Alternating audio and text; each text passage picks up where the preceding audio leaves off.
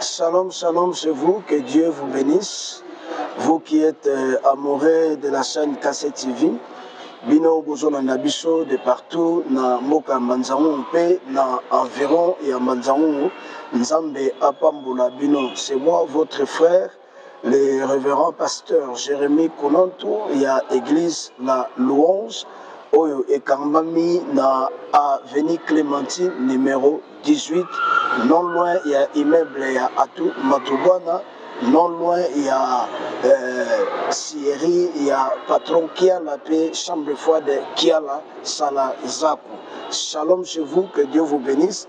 Désormais, chaque jour, naba 12h, moi transmoko, il y a le sambo, moi transmoko, il y a exhortation, moi transmoko, il y a sali, puis il y a délivrance, namabota nabiso.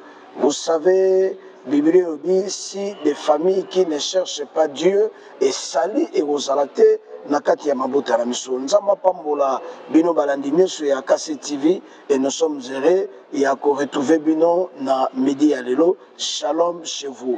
Tolingai to sambela nzambe, Seigneur notre Dieu, notre Père, to bondeli po na moment o ya exhortation ya ba temps fort to andoleksa na ba midi nyoso na etando moke ya KC TV. Pambola ba nyonso ba olanda biso pendant quelques minutes, mais grâce à Nzambe est affecté ba nyonso bazana ba problème, il y a ba sali pe ya délivrance na vie na bango au nom de Jésus-Christ de Nazareth. Amen.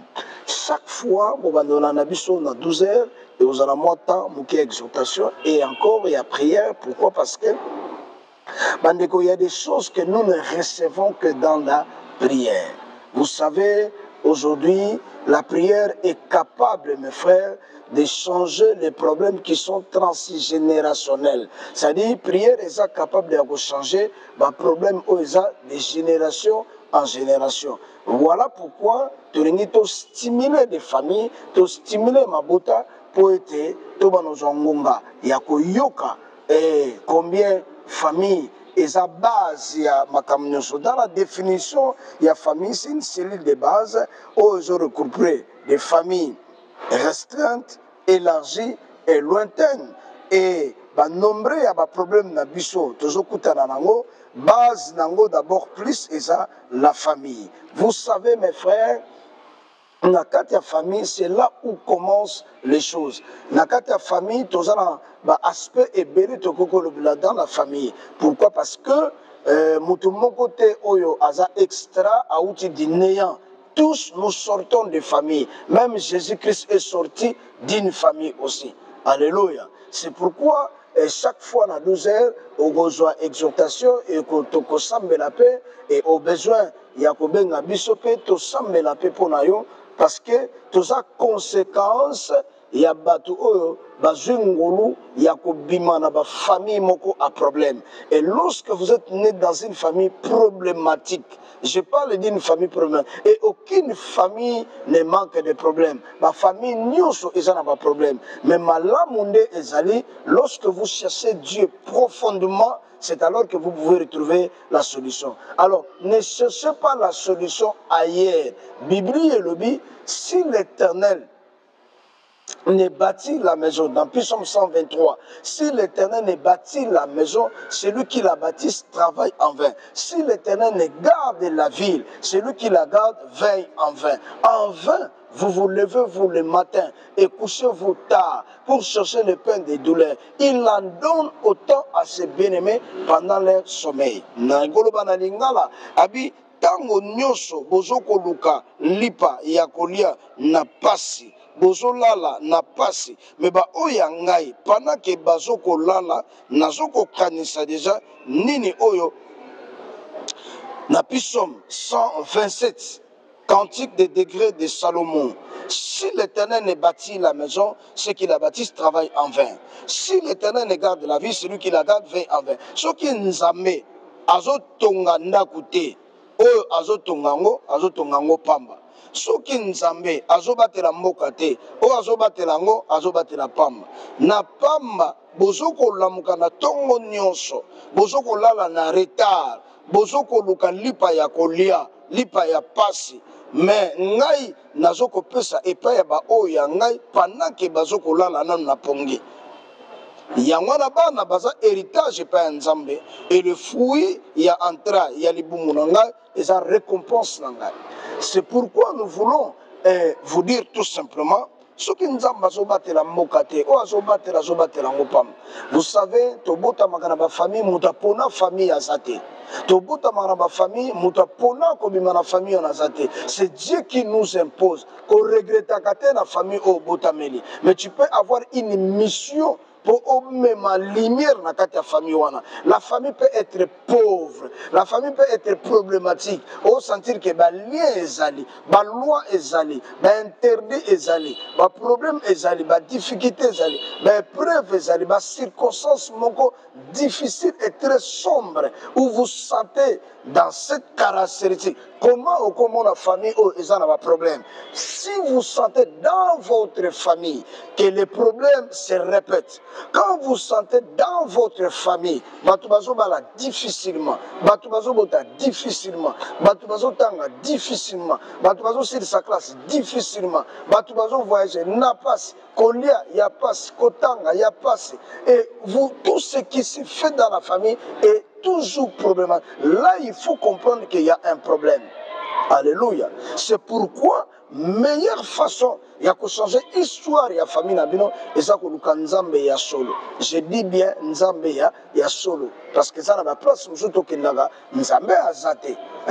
Kola l'église pour la foule, kola l'église pour la miracle les osani mawanate et ça n'a pas place surtout que Nzambe azana été. Et ça va critères belé au ko retrouver au comprendre que bisiko Nzambe azali. To mona yango batu mutu pena lobi nga pena l'église Nzambe mitatinga na sambela awa. Na lota yango na ya. Voyez-vous, c'est pour dire que quand vous sentez dans une famille, la maladie chronique, c'est-à-dire dans la famille, on a au sentir, biso nous se tobotami la famille, on a tout ça la maladie, on a et des rajarabiso, et cause la maladie à misu, et cause la maladie à minou, et cause la rhumatisme, et cause la maladie à sucre, et pourquoi les médecins posent la question parfois ok et pas un cabinet à munganga ya docteur à yebisio est-ce que pas la bino batubabela ka maladie ya sucre ya diabète oui à rebiso oh kanayo et ça héréditaire. C'est pourquoi Dieu ne peut pas créer une famille et à ça dont il y a maladie moko songolo, maladie à misu, maladie à mokongo, maladie à minou, oh babiloko wana nyoso somona, ba maladie nyoso wana ezalaka lié na lié moko na kata famille. Donc c'est un honnête qui a été bâti. Alors la bonne manière ya ko détruire famille wana eza ko tikela bango maladie moko songolo ndenge bobelaka wana boyebaka ngo bo alimentaka un hôtel sorcellerie coutumier de la maison de votre père ou de la famille de votre mère. Et là il faut comprendre bakamebeli ya koloba ezebele mingi menetando moke ezalaka problème ya tango mais soko ye na église okokuta sango malamu mpenza oyo kosunga po obima na crise oyo pe obima na situation oyo na kata famille. Alors quand vous sentez que dans une famille que bino nyos bana tata mosi bana noko bakoko o baleka bino nyos maladie wana ezaka maladie ya famille te. Les années hôtel mongo batelemisa na famille wana hôtel wana pour fonctionner bien il faut bino bo la maladie wana au lieu que baboma bino babobi bino te mais on vous fait souffrir avec cette maladie au ezana kata ya famille na bino. C'est pourquoi quand vous sentez dans une famille batu ba aussi sa classité c'est-à-dire batu pour vos examens d'état et un problème. Je suppose l'examen d'état, il faut que 2 ou 3 fois. Il faut que la moko. Biso na famille na biso ezalaki bongo. C'est-à-dire il y a un biso di boso à ça l'examen de fois 4 fois mais à zoité. Il y a un biso mususu à ça l'examen d'état mais à zoité. Moko à ça l'examen d'état il y a di boso et mususu à zoité deuxième fois à yegozwa. Mais ngai na ça l'examen d'état mbala di boso parce que na yebaki déjà que fondement na kata famille ils ont réclamé. Et c'est pourquoi mes frères dans la foi, ce que nous avons télémi na kondima, a télémi à l'Ukanzambe et salipe et yakanakata ma famille. C'est pourquoi nous avons encouragé, qu'on normalise, on zamba normalisé na kata famille. Quand tu commences à te révolutionner, il y a non, c'est alors que changement peut ekoya na kata vie na yo. C'est pourquoi na yeko encourager yo koyebisa yo ça l'effort au bima l'esclavagisme à famille na yo. Et c'est dans la prière, dans une bonne église, un bon pasteur qui peut t'aider et qui peut te prendre en charge pour le salut ya vie na yo. C'est pourquoi na yeko encourager yo que ça la effort au lukanzambe et nzambe ako mimonisa. Et ça la passage moko na te kango mingi l'église yango simbingai na exhorter yo na tongo ya lelo. Passage oyo nkolo azolo baboye. Malheur à moi, car je suis comme à la récolte des fruits, comme au grappillage après la vendage. Il y a point de grappe à manger, point de ces primaires que mon âme désire. On a Michée chapitre 7, le verset 1. Alors, pasi po nangai, naza lokola bisika, bazoko buka bambuma ya kolia. Mais oyo ngai nazo sepela nalia, nazo monate. Biloko nga nazo nganalia, nazo monate. Oyo ngape nazo sepela nango nalia, nazo. Combien de ba famille to vandi? Ozuzana bezo sepela olia ngombe me matembele kam tezo monana ozana bezo osepela olia tatiripe oyo mais poisson kam tezo monana. Combien de familles lelo même kolia et comme passe Michel alobi yango nasana point de ces primaires que mon âme désire à manger biloko nga nazo nganalia. Combien de batu to vandi a biloko zo lia na vie na yo yango to linga ko la mozo na posa olia mfumbo na yo bacha mabaku ya nzombo mais moyen zate parce que pauvreté à famille et se permettre yo oliaka biloko ya mike pour osungama. La verset de Bible dit l'homme de bien a disparu du pays et il n'y a plus de juste parmi les hommes et ils sont tous en embuscade pour verser le sang. Chacun tend un piège à son frère. Batu ya malamu nakata mboka bazobunga. Batu oyo ba ya malamu nakata ndaku bazoko kufa. Batu bazoko sala mabe bazoko verser makila et mutuna mutu azotia pièce et paya moninga na ye. Combien de ba famille to vandi batu ya malonga nde bazokufa. Noko abano salisa batu tala ninga kufa.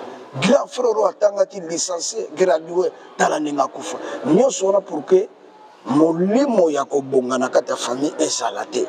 Yango na benga ka bango ba tueur des étoiles. Na ba famille na biso ba tueur des étoiles bazali. C'est-à-dire les gens qui voient nana zo sala, nana zo progresser, nana zo ringa bimisa mutu, nana zo ringa asala boy, bako komba yango na ba famille muso sentir que oso bunda na vie ya osala boy yango te, osimba boy yango te, ozungsa boy yango te parce que vous n'êtes pas destiné à aller plus loin. Point de ces primaires, Michel Alobi, les gens sont en embuscade pour verser le sang. Il y a un moment dans la famille belé, makilezo tangakak, kokufa ya batu, et sa consommation ya makila.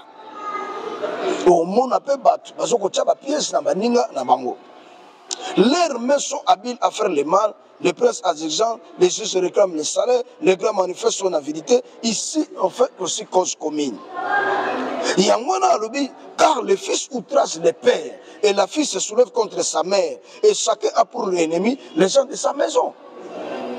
Mwana atombokeli tata na ye, mama atombokeli mwana na ye, et batu nyonso na kati ndako bazana ba ennemi kaka bato babotami na bango. Le milieu le plus dangereux de notre vie ezala bo place obotameli yaya. Kombo bapesa yo. Pourquoi bapesa yo komo makiadi?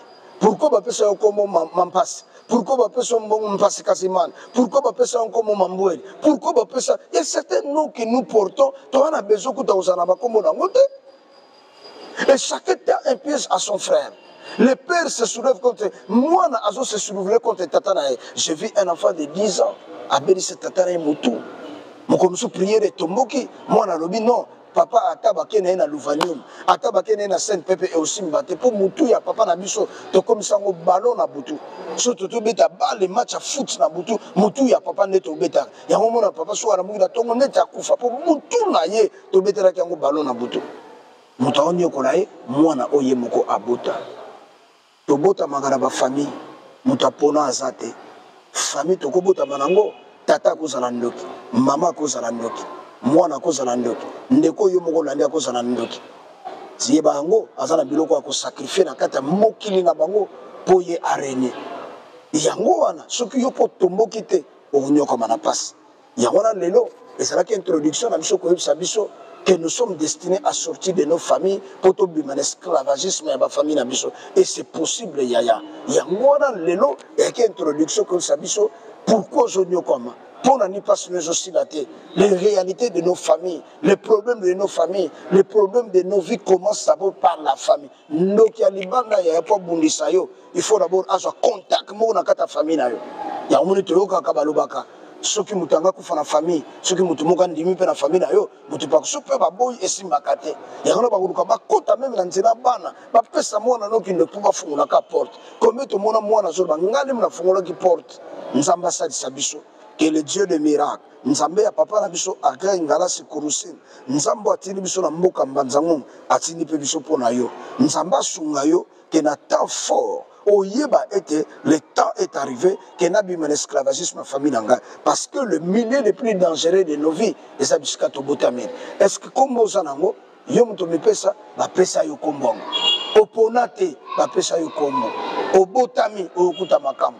Et makambo bandi ya mwana nzamba sala biso na ba tranche na biso ya ba 12 heures oyeba ko na biso et to ko sambela nzambe nzamba bikisa yo na lingi to sambela na yo ko yebisa nzambe sunga tata o mama o azo ba soutenir ni asala asa suki asa lembi mais tika exhortation ya midi ya lelo ezala un point réconfort kat na vinae nzambe nazo déclarer et nazo croire un miracle instantané et spontané et landaye assez révolutionnaire ce qui n'a pas profité c'est que ça n'a pas face na yo parce que yo lobi heureux ceux qui espèrent avec l'Éternel et l'onction de Dieu est qualifié biso et bimisa biso na pauvreté à famille à maman et bimisa biso na baloi na ba interdit na famille à papa mbalo to mona lumière ko créer na ba vie na biso ata na ndako na biso bitumbezali mais yo lobi que 1000 tombent à mes côtés que 10 000 à ta droite et de tes yeux tu verras la chute de tes méchants. Nao sakola chute ya ba méchants na yo,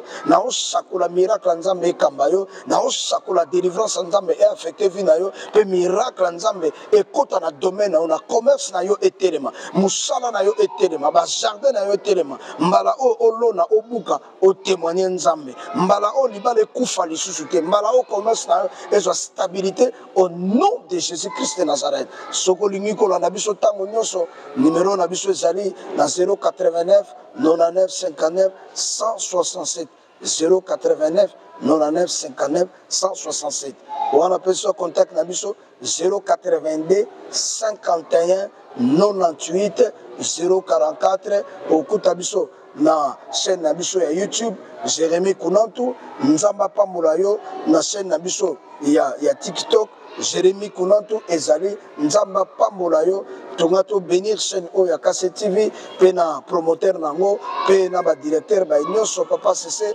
Nzamba Pambola bino Nzamba Pambola toujours chaîne oyo apambola honorable Atuma Tubwana qu'un miracle est accompagné chaîne oyo qui est une bénédiction appui pour le développement ya cité na biso ya Mbanzango. Shalom chez vous, que Dieu vous bénisse. Vous en avez besoin kutana na biso na Clémentine numéro 18 non loin ya église ya école La Louange en face nango église La Louange Zana derrière immeuble ya Atu Matubwana. Shalom chez vous, que Dieu vous bénisse.